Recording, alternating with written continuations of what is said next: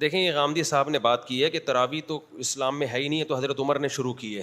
حضرت عمر نے تراویح شروع کی ہے، جس طرح سے شروع کی اس سے پہلے ہمیں ابو بکر کے دور میں یہ نہیں ملتی، اور نبی صلی اللہ علیہ وسلم نے بھی ختم کی ہے تراویح، 3 دن پڑھائی، اس کے بعد آپ نے کہا کہ یہ فرض نہ ہو جائے. حضرت عمر نے شروع کی. ہم کہتے ہیں آپ نبی کے عمل کو دلیل بنا رہے ہیں کہ نبی سے ثابت نہیں ہے، بلکہ نبی سے چھوڑنا ثابت ہے نا آپ صلی اللہ علیہ وسلم سے. تو نبی کے عمل کو اگر آپ دلیل بنا رہے ہو تو نبی کے قول کو کیوں دلیل نہیں بنا رہے؟ علیکم بسنتی وسنت الخلفاء الراشدین المہدیین، میری اور خلفاء راشدین کی سنت کو فالو کرو. تو یہ ہم عمر کو فالو کر رہے ہیں کس کے کہنے سے؟ نبی کے کہنے سے. ممکن ہے کچھ اسکالرز یہاں کے کہیں کہ اچھا حضرت عمر کا تو فلاں فیصلہ ہے، وہ فلاں فقیہ نے نہیں مانا، فلاں صحابی نے نہیں مانا، تو آپ ہر بات تو عمر کی ویسے بھی نہیں مانتے. کچھ مسائل ہوں گے نکالے جا سکتے ہیں. ہم کہہ رہے ہیں یہ وہ مسئلہ ہے، حضرت عمر کی اس بات کو تمام صحابہ نے مانا، عثمان نے، علی نے، عبداللہ بن مسعود نے، حضرت عائشہ نے. پوری دنیا میں مشرق مغرب شمال جنوب تراویح کا انعقاد کیا ہو گیا؟ شروع ہو گیا، اور تواتر کے ساتھ آج تک چلا آ رہا ہے. ہم سب جو نیا عنوان ہے وہ تراویح کی نماز ہے. ہم سب کے مختلف بیانات ہیں جن پر علماء نے تنقید کی ہے، اعتراض کیا ہے.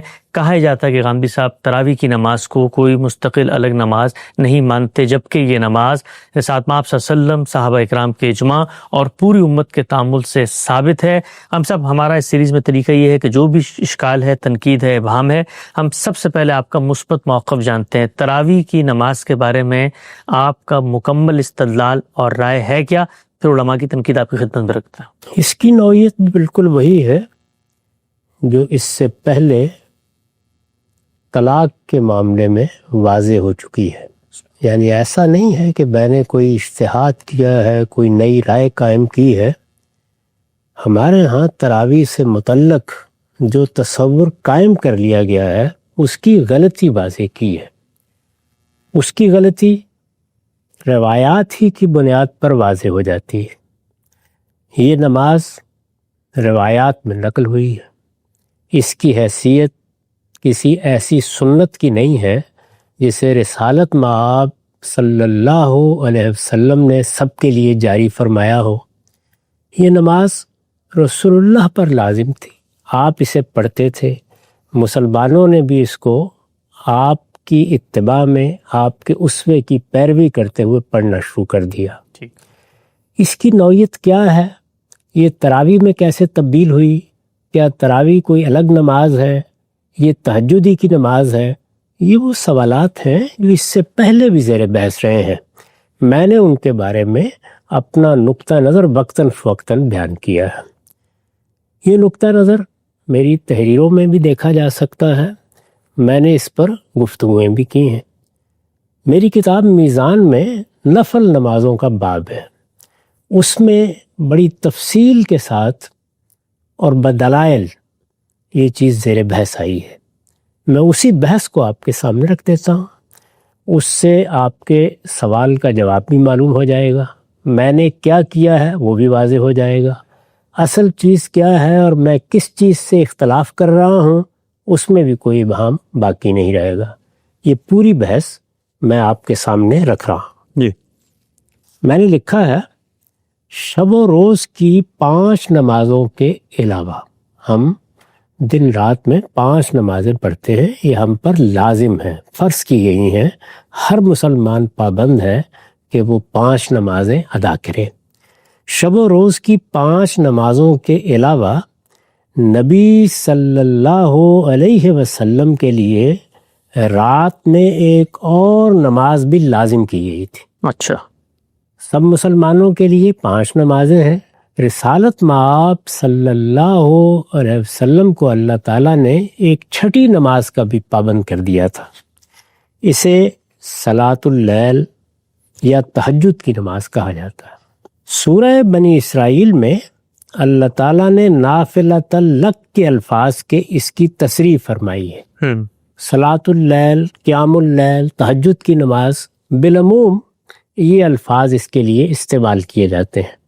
یہ بات کہ یہ نماز رسالت مآب صلی اللہ علیہ وسلم پر 5 نمازوں کے علاوہ لازم کی گئی تھی، اسے خود قرآن مجید نے بیان کر دیا ہے. اچھا، اس کا میں نے حوالہ دیا ہے. سورہ بنی اسرائیل میں اس کے لیے نافلۃ لک کے الفاظ آئے ہیں.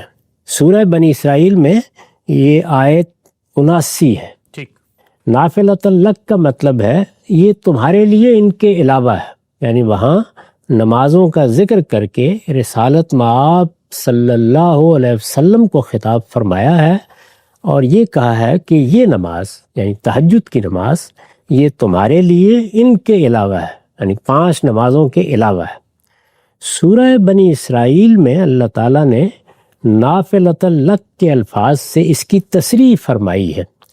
پھر سورہ مزمل میں مزید وضاحت ہے کہ اللہ تعالیٰ نے جب آپ کو انذار عام کا حکم دیا، رسالت مآب صلی اللہ علیہ وسلم کی دعوت میں پہلا مرحلہ انذار کا تھا، پھر یہ حکم دیا گیا کہ اب یہی چیز سب لوگوں کے سامنے ان کی مجلسوں میں جا کر کہی جائے، جس کو آپ کہتے ہیں کہ میں نے اس کا اعلان عام کر دیا، میں نے یہ بات منادی کر کے لوگوں کو کہہ دی، اس کو انذار عام سے تعبیر کیا جاتا ہے۔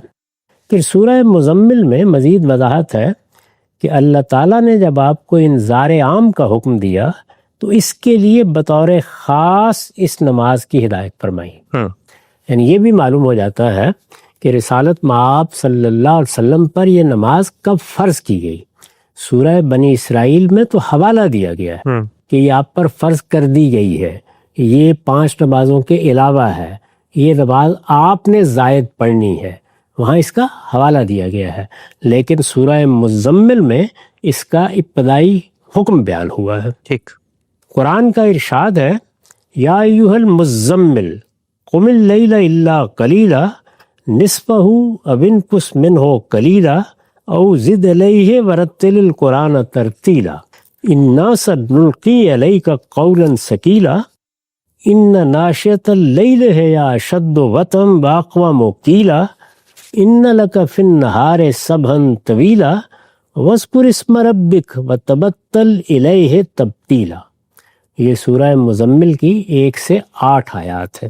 ترجمہ ہے، اے اوڑھ لپیٹ کر بیٹھنے والے، رات کو کھڑے رہو مگر تھوڑا، آدھی رات یا اس سے کچھ کم کر لو یا اس پر کچھ بڑھا دو، اور اپنی اس نماز میں قرآن کو ٹھہر ٹھہر کر پڑھو، اس لیے کہ عنقریب ایک بھاری بات کا بوجھ ہم تم پر ڈال دیں گے۔ بھاری بات یعنی وہی انذار عام۔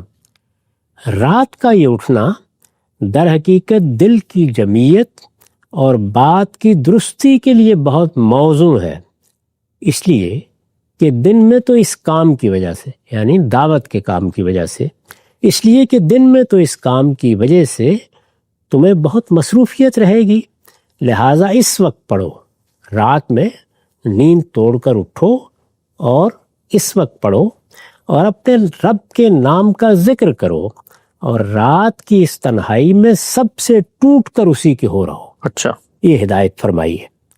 عام مسلمانوں کے لیے یہ ایک نفل نماز ہے، یعنی رسالت مآب صلی اللہ علیہ وسلم پر یہ فرض کی گئی تھی۔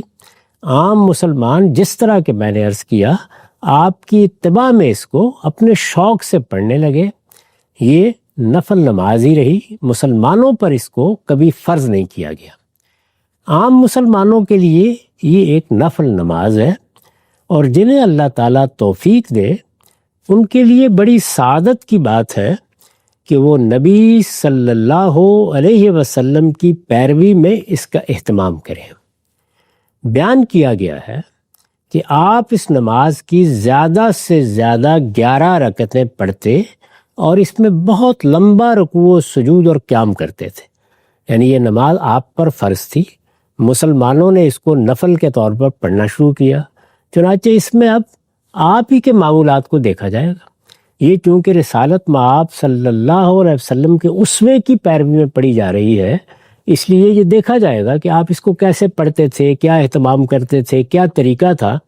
اس میں میں نے بیان کیا ہے کہ زیادہ سے زیادہ 11 رکعتیں پڑھتے اور اس میں بہت لمبا رکوع و سجود اور قیام کرتے تھے۔ اس میں شبہ نہیں کہ بعض روایتوں میں 13 رکعتوں کا ذکر بھی ہوا ہے، لیکن اس کے بارے میں صحیح بات یہ ہے کہ نبی صلی اللہ علیہ وسلم پر یہ نماز چونکہ فرض تھی، اس لیے آپ کبھی کبھی اس سے پہلے یا اس کے بعد اسی طرح 2 رکعت نفل نماز پڑھتے تھے، جس طرح ہم مثلاً فجر سے پہلے یا مغرب کے بعد یہ نفل پڑھتے ہیں. ٹھیک.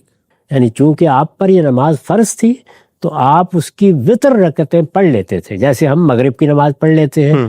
اس کے بعد کبھی کبھی 2 رکعت نفل پڑھتے تھے، پہلے بھی اور بعد میں بھی، دونوں طرح کی روایات ہیں. اس سے لوگوں کو خیال ہوا کہ شاید اس کی 13 رکعتیں بھی آپ نے پڑھی ہیں، درحالے کہ اس کی زیادہ سے زیادہ 11 رکعتیں پڑھی ہیں. اس لیے آپ کبھی کبھی اس سے پہلے یا اس کے بعد اسی طرح 2 رکعت نفل نماز پڑھتے تھے، جس طرح ہم مثلا فجر سے پہلے یا مغرب کے بعد یہ نفل پڑھتے ہیں. لیکن بعض لوگوں نے غلطی سے اسے اصل کے ساتھ شامل سمجھ لیا. اس باب میں بنیادی حیثیت، یعنی رکعتیں کتنی پڑھتے تھے، اس باب میں بنیادی حیثیت جس روایت کو حاصل ہے وہ یہ ہے. یہ بخاری کی روایت ہے، اس کا رقم ہے 1147. روایت یہ ہے: عن ابی سلمۃ بن عبد الرحمن انہ اخبرہ انہ سأل عائشہ رضی اللہ عنہا کیف کانت صلاۃ رسول اللہ صلی اللہ علیہ وسلم فی رمضان فقالت ما کان رسول اللہ صلی اللہ علیہ وسلم یزید فی رمضان ولا فی غیرہ علی 11 رکعت. عبد الرحمن کے بیٹے ابو سلمہ نے بتایا کہ انہوں نے سیدہ عائشہ سے پوچھا رمضان میں رسول اللہ صلی اللہ علیہ وسلم کی نماز کیا ہوتی تھی. سیدہ نے جواب دیا رسول اللہ صلی اللہ علیہ وسلم نہ رمضان میں کبھی 11 رکعت سے زیادہ پڑھتے تھے اور نہ رمضان کے علاوہ دوسرے دنوں میں. اس سے یہ بالکل واضح ہو گیا کہ رمضان میں آپ کوئی الگ نماز نہیں پڑھتے تھے، وہی تہجد کی نماز ہے. رمضان میں بھی اس کی رکعتیں کم و بیش اتنی رہتی تھیں اور رمضان کے علاوہ بھی یہی صورتحال تھی. یعنی رکعتوں کے لحاظ سے یا کسی مزید نماز کے اہتمام کے لحاظ سے کوئی فرق نہیں تھا. یہ سیدہ نے اس نے واضح کر دیا. رسول اللہ صلی اللہ علیہ وسلم یہ نماز یعنی تہجد کی نماز بالعموم جن طریقوں سے پڑھتے تھے یا آپ نے اسے پڑھنے کی ہدایت فرمائی ہے وہ یہ ہیں. ہمارے ہاں فرض نماز پڑھنے کا ایک ہی طریقہ ہے، لیکن تہجد میں یہ معلوم ہوتا ہے کہ رسالت مآب صلی اللہ علیہ وسلم متنوع طریقے اختیار کرتے تھے. وہ میں نے جمع کر دیے ہیں. 2 رکعتیں پڑھ کر سلام پھیر دیا جائے، پھر 1 رکعت سے یہ نماز وتر کر دی جائے. اس نماز کے بارے میں آگے بھی واضح ہوگا، یہ لازم ہے کہ اس کو وتر پڑھا جائے گا. یعنی اس کی رکعتوں کی تعداد 3 ہوگی، 5 ہوگی، 7 ہوگی، 9 ہوگی، 11 ہوگی. یہ ہمیشہ اسی طرح پڑھی جائے گی. 2 رکعتیں پڑھ کر سلام پھیر دیا جائے، پھر 1 رکعت سے یہ نماز وتر کر دی جائے. 2 رکعتیں پڑھ کر سلام پھیرا جائے، پھر 5 رکعتیں اس طرح پڑھی جائے کہ ان میں قاعدہ صرف آخری رکعت میں کیا جائے. یہ دوسرا طریقہ ہے. تیسرا طریقہ 4 رکعتیں. اس سے پہلے کیا تھا؟ 2 رکعتیں. 4 رکعتیں عام طریقے سے پڑھ کر سلام پھیر دیا جائے جیسے ہم پڑھتے ہیں.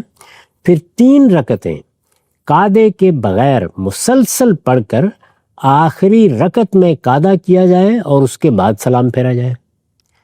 چوتھا اور آخری طریقہ ہے 2 یا 4 یا 6 یا 8 رکعتیں قاعدے کے بغیر مسلسل پڑھ کر آخری رکعت میں قاعدہ کیا جائے، پھر سلام پھیرے بغیر اٹھ کر 1 رکعت پڑھی جائے وتر کرنے کے لیے اور قاعدے کے بعد سلام پھیرا جائے. یہ 4 طریقے رسالت مآب صلی اللہ علیہ وسلم کی تہجد کے معلوم ہوتے ہیں. روایتوں سے معلوم ہوتا ہے کہ اس نماز میں یعنی تہجد کی نماز میں پہلے سرن و جہرن دونوں طریقوں سے قرآن مجید کی تلاوت کی جاتی تھی.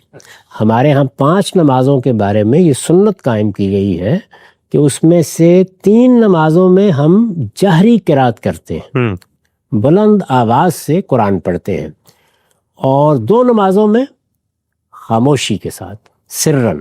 اس نماز کے معاملے میں پہلے کوئی خاص طریقہ مقرر نہیں کیا گیا تھا، لوگ اس کو جہرن بھی پڑھ لیتے تھے اور سرن بھی پڑھ لیتے تھے۔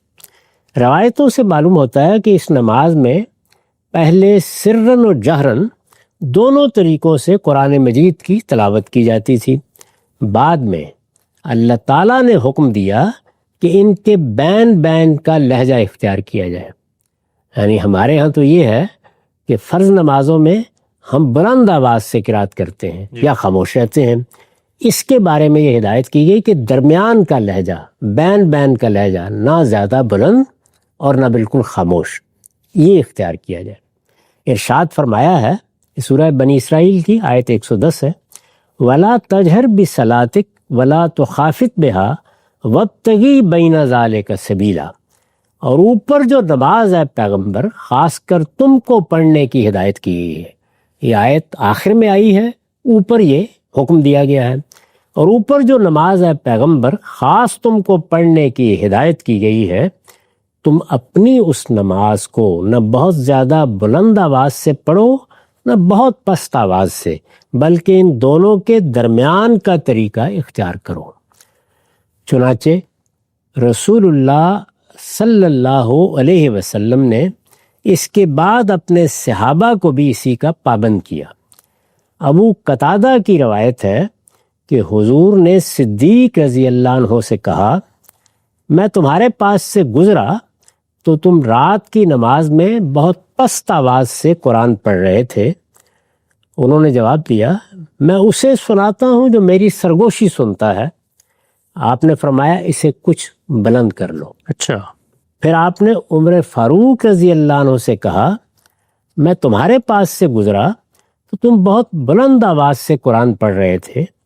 انہوں نے جواب دیا، میں سوتوں کو جگاتا اور شیطان کو بھگاتا ہوں۔ آپ نے فرمایا، اسے کچھ پست کر لو۔ اس سے یہ بالکل واضح ہو گیا کہ تہجد کی نماز جو رسالت مآب صلی اللہ علیہ وسلم پر فرض کی گئی تھی، اس کو پڑھنے کے طریقے کیا تھے۔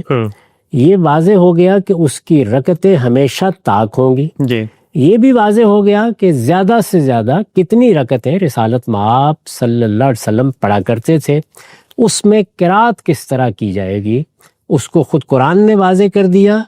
رسالت مآب صلی اللہ علیہ وسلم نے صاف معلوم ہوتا ہے کہ قرآن کی اس آیت کے نزول کے بعد اپنے دو جلیل القدر صحابہ کو اس کی ہدایت فرمائی۔ وہ روایت میں نے یہاں نقل کر دی ہے۔ اس نماز کا، یعنی جس نماز کا ہم ذکر کر رہے ہیں، اس نماز کا اصل وقت جیسا کہ قرآن مجید کی سورہ بنی اسرائیل اور سورہ مزمل سے واضح ہے، سو کر اٹھنے کے بعد ہی کا ہے۔ یہ اس کا اصل وقت ہے۔ جب ہم سو کے کچھ دیر سو کے اٹھیں تو اس وقت یہ نماز پڑھنی چاہیے۔ اس نماز کا اصل وقت جیسا کہ قرآن مجید کی سورہ بنی اسرائیل اور سورہ مزمل سے واضح ہے، سو کر اٹھنے کے بعد ہی کا ہے، اور اسی وجہ سے اسے نماز تہجد کہا جاتا ہے۔ تہجد کے معنی ہی یہ ہے، نیند توڑ کر اٹھنا، سو کر اٹھنا۔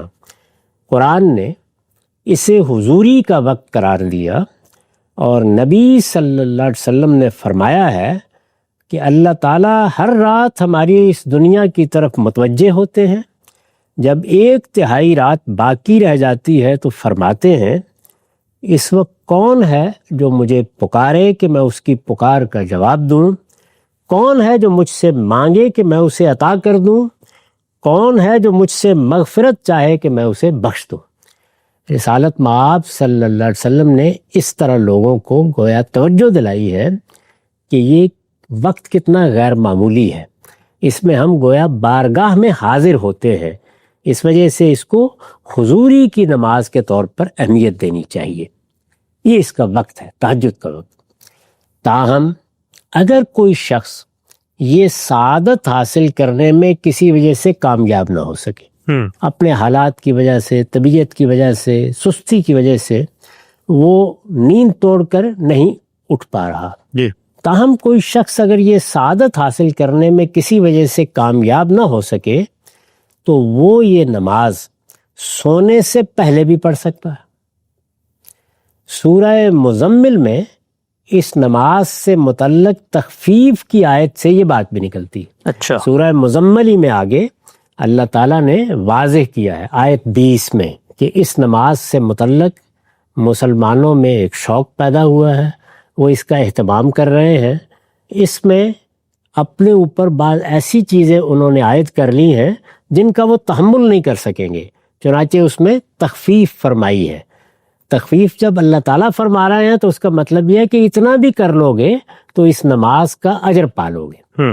اس میں فرمایا ہے ان ربک یعلم انک تقوم ادنی من ثلثی اللیل ونصفہ وثلثہ وطائفۃ من الذین معک واللہ یقدر اللیل والنہار علم ان لن تحصوہ فتاب علیکم فاقرؤوا ما تیسر من القرآن علم ان سیکون منکم مرضی وآخرون یضربون فی الارض یبتغون من فضل اللہ وآخرین یقاتلون فی سبیل اللہ فاقرؤوا ما تیسر منہ۔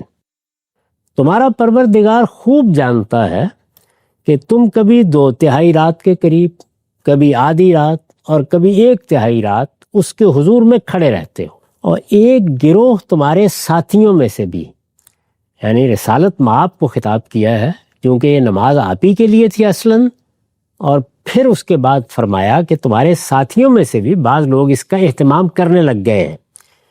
لوگوں کی ضرورت کے لحاظ سے اللہ ہی دن اور رات کی تقدیر ٹھہراتا ہے۔ اس نے جان لیا کہ تم لوگ اسے نبھا نہ سکو گے تو اس نے تم پر عنایت کی نظر کی، چنانچہ اب قرآن میں سے جتنا ممکن ہو اس نماز میں پڑھ لیا کرو۔ قرآن مجید جب کم پڑھا جائے گا تو اس کے نتیجے میں نماز کا وقت بھی کم ہو جائے گا۔ اس طرح گویا قرآن جتنا چاہے پڑھ لیا کرو کہہ کر تخفیف کر دی۔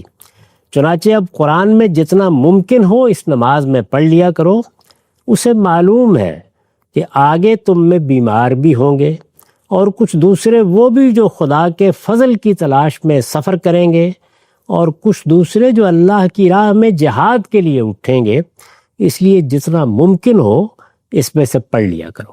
یہ اللہ تعالیٰ نے اصل حکم میں تخفیف فرمائی ہے۔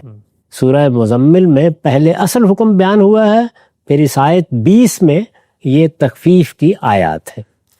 نبی صلی اللہ علیہ وسلم نے اسی بنا پر فرمایا ہے ایکم خاف اللہ یقوم من آخر اللیل فلیوتر ثم لیرقد ومن وثق بقیام من اللیل فلیوتر من آخرہ فإن قراءۃ آخر اللیل محظورہ وذالک افضل۔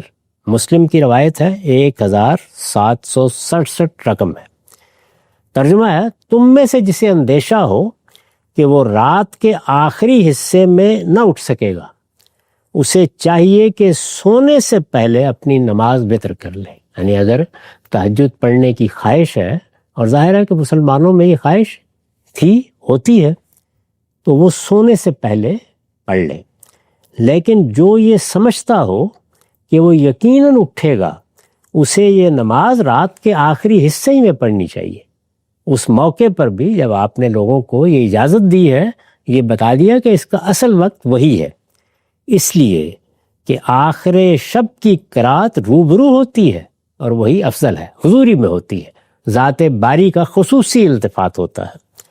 نبی صلی اللہ علیہ وسلم یہ نماز ہمیشہ تنہا پڑھتے تھے، تاہم رمضان کے کسی مہینے میں جب آپ تہجد کے لیے اٹھے اور مسجد میں بوریے کا جو حجرہ آپ رمضان میں بنا لیتے تھے اعتکاف کرنے کے لیے، جب آپ تہجد کے لیے اٹھے اور مسجد میں بوریے کا جو حجرہ آپ رمضان میں بنا لیتے تھے، اس سے نکل کر باہر مسجد میں نماز پڑھی۔ عام طور پر تاثر یہ ہے کہ آپ گھر سے باہر آئے، اسی بوریے کے حجرے سے باہر آئے، اس سے نکل کر باہر مسجد میں نماز پڑھی، تو آپ کی اقتداء کے شوق میں عام مسلمان بھی نماز کے لیے جمع ہونے لگے۔ یعنی جب آپ نے باہر نماز پڑھی تو چند لوگ ہوں گے جو مسجد ہی میں سوئے ہوئے ہوں گے، یا رمضان کے مہینے میں وہاں عبادت میں مصروف ہوں گے، یا ہو سکتا ہے کہ اعتکاف کیے ہوئے ہوں، تو انہوں نے آپ کے پیچھے نماز پڑھی۔ مسلمانوں کو انہوں نے بتایا کہ آج تو رسالت مآب صلی اللہ علیہ وسلم اپنے اعتکاف کی جگہ سے باہر تشریف لے آئے تھے، اور ہم نے آپ کے پیچھے تہجد کی نماز پڑھی ہے، تو لوگ جمع ہونے لگے۔ نبی صلی اللہ علیہ وسلم نے اسے دیکھا تو چند دنوں کے بعد یہ سلسلہ اس اندیشے سے منقطع کر دیا کہ آپ کی طرح مبادا یہ عام مسلمانوں پر بھی فرض کر دی جائے۔ یعنی اتنے شوق سے لوگ پڑھ رہے ہیں تو کہیں ایسا نہ ہو کہ اللہ تعالیٰ اس کو لازم کر دیں لوگوں پر۔ اس سے پہلے بنی اسرائیل کے ہاں ایسی بہت سی چیزیں ہو چکی تھیں۔ اس نظیر کو سامنے رکھ کر آپ نے اندیشہ محسوس کیا، اور 3-4 دنوں کے بعد آپ باہر تشریف نہیں لائے۔ 3-4 دن لوگ آپ کے پیچھے پڑتے رہے، یعنی خود آپ نے اس کی جماعت کے لیے لوگوں کو نہیں بلایا، کوئی اہتمام نہیں کیا، معمول کے مطابق اپنی نماز پڑھی، جس طرح اپنی نماز میں قرات فرماتے تھے اسی طرح فرمائی۔ لوگ اپنے شوق سے پیچھے نماز پڑھنے کے لیے کھڑے ہو گئے۔ یہ واقعہ 3-4 دن ہوا، لیکن بعد میں آپ نے اس سلسلے کو منقطع کر دیا۔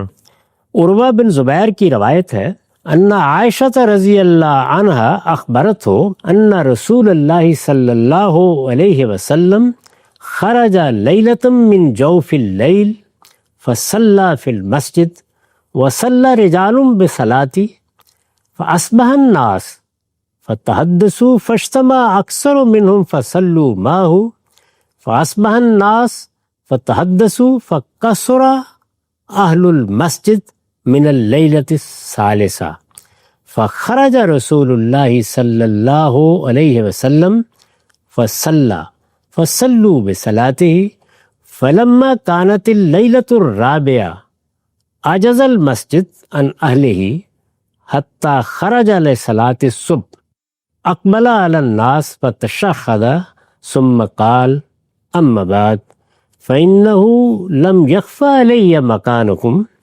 وَلَكِنِّي خَشِيتُ أَن تُفْرَضَ عَلَيْكُمْ فَتَعْجِزُوا عَنْهَا۔ یہ بخاری کی روایت ہے، رقم ہے 2012۔ ترجمہ ہے، سیدہ عائشہ نے انہیں بتایا، یعنی عروہ بن زبیر کو، کہ رسول اللہ صلی اللہ علیہ وسلم آدھی رات کے وقت نکلے اور آپ نے مسجد میں نماز پڑھی، اپنے حجرے سے نکلے، یعنی وہ جو بوریے کا ایک حجرہ اعتکاف کے لیے مسجد کے اندر ہی بنا ہوا تھا، آپ نے مسجد میں نماز پڑھی، رات کے وقت باہر نکلے اور مسجد میں نماز پڑھنا شروع کر دی۔ وہاں کچھ لوگ آپ کے ساتھ اس میں شریک ہو گئے، انہوں نے صبح اس کا ذکر کیا تو دوسرے دن زیادہ لوگ جمع ہو گئے۔ اس رات بھی آپ نے مسجد میں نماز پڑھی تو لوگوں نے آپ کے ساتھ یہ نماز ادا کی۔ صبح پھر اس کا ذکر ہوا تو تیسری رات نمازیوں کی ایک بڑی تعداد مسجد میں آ گئی۔ آپ اس رات پھر نکلے اور لوگوں نے آپ کی اقتداء میں نماز ادا کی۔ پھر چوتھی رات ہوئی تو مسجد لوگوں سے اس طرح بھر گئی کہ اس میں کسی آنے والے کے لیے جگہ باقی نہ رہی، بہت بڑی تعداد میں لوگ آ گئے۔ لیکن اس رات آپ صبح سے پہلے نہیں نکلے، اچھا، بلکہ فجر ہی کے وقت باہر آئے۔ فجر کی نماز تو ظاہر ہے پہلے بھی باہر ہی آ کے پڑھتے تھے، لیکن اس رات آپ صبح سے پہلے نہیں نکلے بلکہ فجر ہی کے وقت باہر آئے۔ پھر فجر کی نماز کے بعد آپ لوگوں کی طرف متوجہ ہوئے، خطبے میں اللہ کی توحید بیان کی اور فرمایا، میں تم لوگوں کے آنے سے بے خبر نہ تھا، لیکن مجھے اندیشہ ہوا کہ یہ کہیں تم پر فرض نہ کر دی جائے اور پھر تم اسے ادا نہ کر سکو۔ یہ واقعہ پیش آیا، یعنی اس سے یہ استدلال بھی نہیں کیا جا سکتا کہ آپ نے اپنی طرف سے اس کی کبھی جماعت کا اہتمام کیا۔ ایک معاملہ ہوا اور اس کے بعد آپ نے احتیاطاً باہر آنے ہی سے اجتناب فرمایا۔ سیدنا عمر رضی اللہ عنہ کے زمانہ خلافت تک لوگ رمضان کے مہینے میں بھی گھروں اور مسجدوں میں اسے یعنی تہجد کی نماز کو بالعموم اپنے طور پر ہی پڑھتے تھے۔ مسجد میں جا کے پڑھ لی، گھر میں پڑھ لی، لیکن اپنے طور پر، یہاں تک کہ وہ سیدنا عمر رضی اللہ عنہ یہاں تک کہ وہ ایک دن مسجد کی طرف آئے تو انہوں نے دیکھا کہ لوگ مختلف ٹکڑیوں میں اس طرح نماز پڑھ رہے ہیں کہ کوئی شخص تنہا تلاوت کر رہا ہے اور کچھ کسی امام کی اقتداء میں ہے، اکیلے بھی لوگ کھڑے ہو کے پڑھ رہے ہیں اور کچھ لوگوں نے کسی کو امام بنا لیا ہے، جن کو زیادہ قرآن یاد نہیں ہوگا انہوں نے کسی کو امام بنا لیا۔ اس نماز میں چونکہ تلاوت کچھ بلند آواز سے ہوتی ہے، اس وجہ سے مسجد میں عجیب بے نظمی کی کیفیت تھی۔ عمر رضی اللہ عنہ نے قرآن مجید کے آداب کے لحاظ سے اسے پسند نہیں فرمایا، اچھا، اور ابی بن کعب کو اس نماز کے لیے لوگوں کا امام مقرر کر دیا۔ یہ سیدنا عمر کا اجتہاد ہے، یعنی انہوں نے یہ فیصلہ فرمایا کہ لوگ آ رہے ہیں شوق سے، ایک شخص اپنے طور پر پڑھ رہا ہے، کچھ لوگوں نے کسی کو امام بنایا ہوا ہے، تو اگر یہ شوق سے آ ہی رہے ہیں تو پھر کوئی ایک امام مقرر کر دیا جائے، وہ ان سب کو نماز پڑھا دے۔ عمر رضی اللہ عنہ نے قرآن مجید کے آداب کے لحاظ سے اسے پسند نہیں فرمایا اور ابی بن کعب کو اس نماز کے لیے لوگوں کا امام مقرر کر دیا۔ اس کے بعد ایک دوسری رات آپ پھر تشریف لائے، لوگوں کو نماز پڑھتے دیکھا تو فرمایا یہ نئی چیز اچھی ہے، لیکن جس کو چھوڑ کر یہ سوئے رہتے ہیں وہ اس سے بہتر ہے، یعنی تہجد۔ اچھا، روایت سے واضح ہے کہ عمر رضی اللہ عنہ نہ صرف یہ کہ لوگوں کے ساتھ اس نماز میں شامل نہیں ہوئے، بلکہ انہوں نے رات کے آخری حصے میں اٹھ کر تنہا یہ نماز پڑھنے کو اس سے بہتر قرار دیا۔ یعنی وہی پوری بات بالکل واضح ہو گئی کہ انہوں نے ہرگز کسی نئی نماز کا اہتمام نہیں کرایا۔ لوگ رسالت مآب صلی اللہ علیہ وسلم کی دی ہوئی اجازت کے مطابق عشاء کے بعد یہ نماز پڑھ رہے تھے۔ بد نظمی دیکھ کر ایک امام مقرر کر دیا، نہ خود شریک ہوئے نہ اس کی امامت فرمائی۔ یہ بات بالکل واضح ہے۔ رسول اللہ صلی اللہ علیہ وسلم نے یہ نماز جیسا کہ اوپر بیان ہوا کبھی 11 رکعتوں سے زیادہ نہیں پڑھی، تاہم اس کے لیے رکعتوں کی کوئی تعداد چونکہ متعین نہیں ہے، اس لیے جب ایک امام کا تقرر ہوا تو لوگ رمضان میں نماز تراویح کے نام سے اس نماز کی 23 بلکہ اس سے بھی زیادہ رکعتیں پڑھنے لگے، یعنی وہی تہجد کی نماز، اس کو ایک نیا نام اس طریقے سے ملا، اور پھر تراویح کے نام سے لوگ عشاء کے بعد تہجد پڑھنے لگے۔ یہ اس کی حقیقت ہے۔ اس میں چونکہ 20 رکعتیں لوگوں نے پڑھنا شروع کی، اس کے ساتھ وتر ملا لیے تو 23 رکعتیں ہو گئیں۔ 23 رکعتیں زیادہ لمبی ہو جاتی ہیں تو ہر 4 رکعت کے بعد لوگ بیٹھ جاتے تھے، اس بیٹھنے کو ترویہ کہتے ہیں، اسی سے اس کا نام تراویح پڑ گیا۔ رسالت مآب صلی اللہ علیہ وسلم کے زمانے میں، سیدنا ابوبکر کے زمانے میں کبھی یہ نام بھی آپ کو سننے کو نہیں ملے گا۔ وہ صلاۃ اللیل، تہجد کی نماز، قیام اللیل، اسی سے تعبیر کی جاتی تھی۔ اس وقت سے، یعنی جب یہ معاملہ ہوا کہ لوگوں نے 23 رکعتیں پڑھنا شروع کر دی، اس وقت سے اب تک مسلمانوں کا عام طریقہ یہی ہے، اور ان میں سے زیادہ اب اس بات سے واقف بھی نہیں رہے کہ یہ در حقیقت تہجد ہی کی نماز ہے۔ اس کو پھر سن لیجئے، اور ان میں سے زیادہ اب اس بات سے واقف بھی نہیں رہے کہ یہ در حقیقت تہجد ہی کی نماز ہے جسے وہ عشاء کے ساتھ ملا کر پڑھ رہے ہیں۔ اچھا، یہ میرا موقف ہے، یہ اس مسئلے کی تحلیل ہے۔ روایات کی روشنی میں، قرآن مجید کی روشنی میں جو بات واضح ہوتی ہے وہ میں نے بیان کی ہے، اور اسی کی جانب لوگوں کو توجہ دلائی ہے کہ وہ سیدنا عمر نے جو طریقہ لوگوں کو بتایا تھا اس کے لحاظ سے اس نماز کا اہتمام رکھیں، اس کو ایک امام کی قیادت یا امامت میں پڑھیں، لیکن یہ جان لیں کہ یہ تہجد کی نماز ہے، یہ سمجھ لیں کہ اس کا اصل وقت یہ نہیں ہے، یہ بات سمجھ لیں کہ رسالت مآب صلی اللہ علیہ وسلم سے جب یہ پوچھا گیا کہ ہمارے لیے رات کو نیند توڑ کر اٹھنا مشکل ہوتا ہے تو آپ نے اس کی اجازت دی، اور جب اجازت دی تو اس وقت بھی فرمایا کہ اگر اس وقت اٹھ سکو تو وہی بہتر ہے۔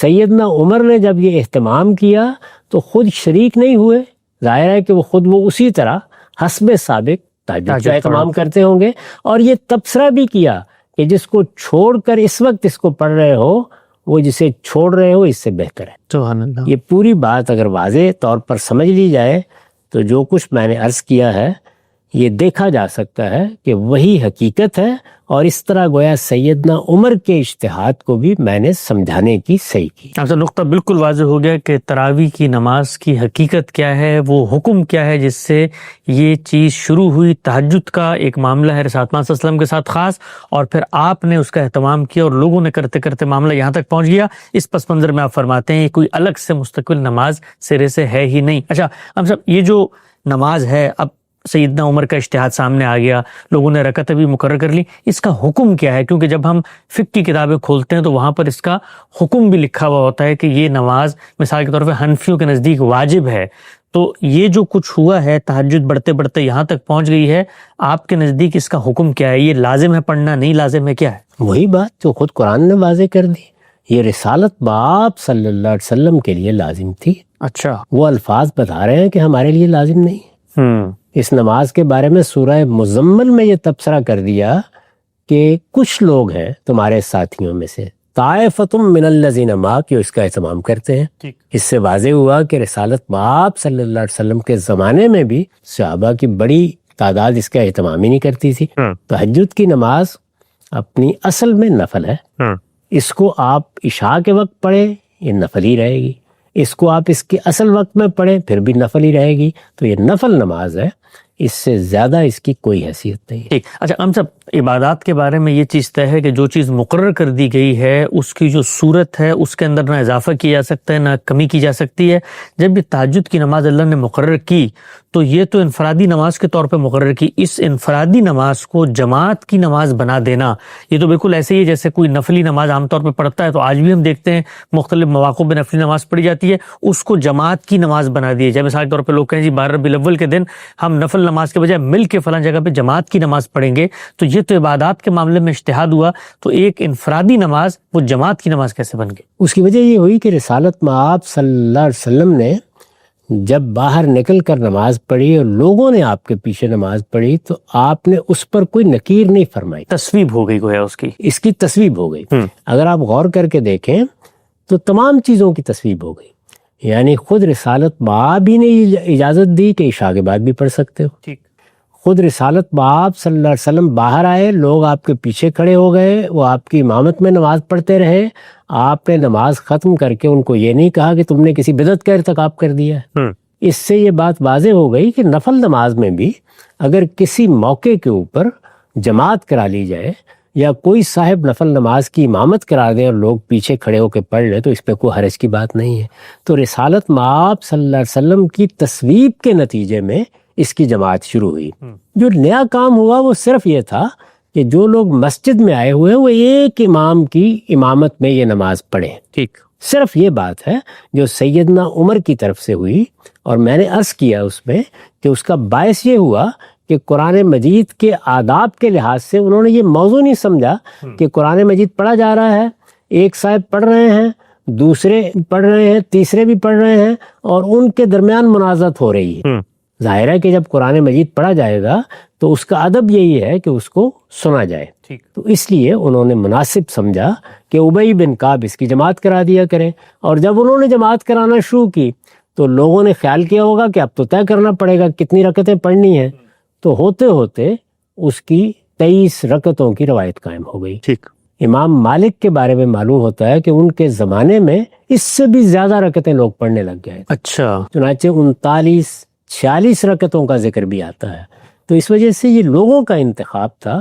اس میں رسالت مآب صلی اللہ علیہ وسلم کا اسوہ روایتوں میں بڑی وضاحت سے بیان ہوا ہے، 11 سے زیادہ رکعتیں آپ نے نہیں پڑھی۔ ٹھیک۔ اچھا ہم سب یہی جو مارکت الآراء اختلاف ہے، ہم یہ دیکھتے ہیں کہ حنفیوں میں اور ہمارے یہاں جو سلفی حضرات ہیں ان کے درمیان ہوتا ہے، ان کا استدلال یہ ہے کہ جب سید عائشہ کی روایت میں آ گیا ہے کہ رسالت پاک صلی اللہ علیہ وسلم نے تہجد 8 رکعت سے زیادہ نہیں پڑھی اور 3 سے وتر کیا، اور یہ جو دوسرا طبقہ ہے وہ یہ کہتا ہے کہ آپ کے پاس تو ایک روایت ہے لیکن پوری امت کا اجماع، صحابہ کا تعامل، اور پھر اس پر سلف صالحین کا ایک طرح کا تواتر ہے جو 20 سے اس معاملے کو آگے بڑھا رہا ہے، تو آپ کی اس معاملے میں رائے کیا ہے؟ نہ آپ کے نزدیک نہ 8 لازم ہے نہ 20 لازم ہے، جتنی چاہے تعداد آدمی پڑھ سکتا ہے؟ جتنی چاہے، میں نے اس کی روایتیں نقل بھی کر دی ہیں، 3 پڑھ لیں، 5 پڑھ لیں، 7 پڑھ لیں، 9 پڑھ لیں، جتنی چاہے پڑھ لیں، اس میں کوئی حرج کی بات نہیں۔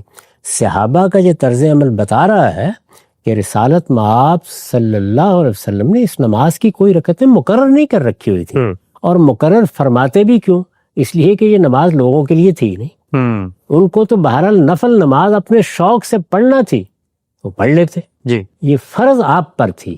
اور جب آپ نے بھی اس کی رکعتیں متعین نہیں کی، یعنی ایسا نہیں ہے کہ ہمیشہ 11 پڑھی، سیدہ عائشہ بھی یہ بیان کر رہی ہیں کہ زیادہ سے زیادہ 11 پڑھی، اس سے کم بھی آپ پڑھتے رہے، تو اس سے یہ بالکل واضح ہو گیا کہ اس کی کوئی متعین رکعتیں نہیں ہیں۔ اللہ تعالیٰ جتنی توفیق دے، نفل نماز ہے پڑھ سکتے ہیں، باقی نوافل کے بارے میں بھی یہی صحیح ہے، یعنی آپ ظہر سے پہلے، ظہر کے بعد، آپ عصر سے پہلے، عصر کے بعد مختلف طریقوں سے رکعتیں پڑھتے ہیں، تو نفل رکعتیں 2 پڑھ لیں، 4 پڑھ لیں، 10 پڑھ لیں، جتنی چاہے پڑھ لیں۔